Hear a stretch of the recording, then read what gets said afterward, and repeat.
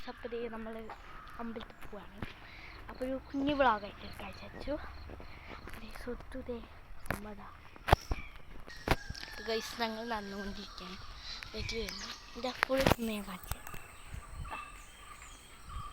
അപ്പോൾ നമ്മൾ നേരെ പോവുകയാണ്. അപ്പോൾ ഗൈസ് ഓക്കെ. അപ്പോൾ ഗൈസ് സ്റ്റോറിനാണ്. അപ്പോൾ സ്വത്തൊക്കെ അപ്പോൾ ഗൈസ് സ്റ്റോറിന് നമ്മൾ മേമിയും ഇനിയും ദേവവും ആദ്യം പോയിട്ടും ഒക്കെ കാണിക്കാം.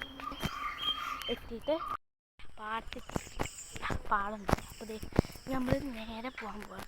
കുന്നുമലക്കുണ്ട് ഗൈസ്. ഇത് കാണുന്നതൊക്കെ അയക്കാം. ഓക്കെ,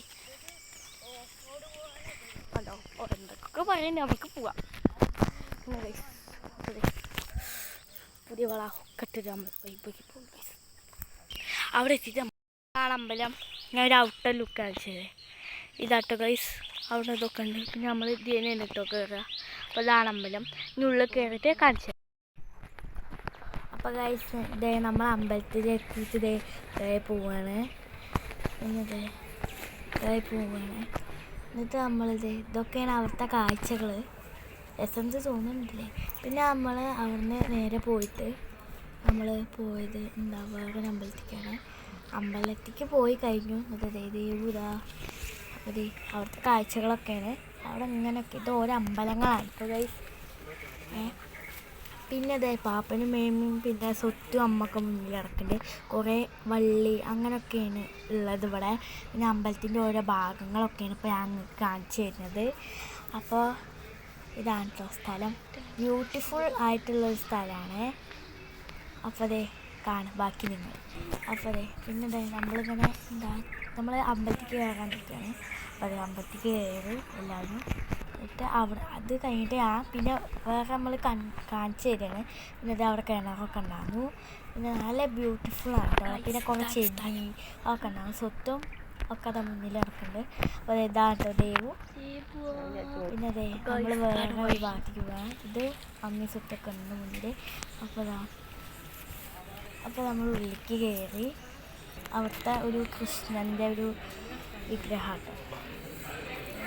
പിന്നെ നമ്മളിത് അതിൻ്റെ ഉള്ളിൽ നിന്ന് ഇങ്ങോട്ട് വരുമ്പോൾ കുറേ മരങ്ങളും ചെടികളും. പിന്നെ ദേവുവിൻ്റെ ചോറൂണാണ്.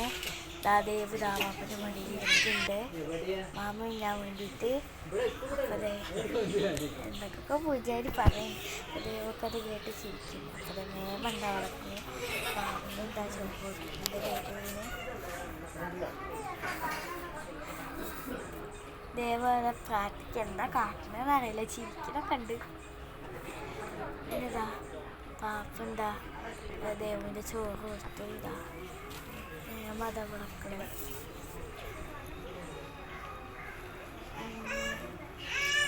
പിന്നെ മേമത്തെ ചോറ് പിന്നെ മേമ ചോറ് കൊടുക്കുന്നുണ്ട് ദേവുവിന്. തിന്നുണ്ട് കേട്ടോ ദേവു.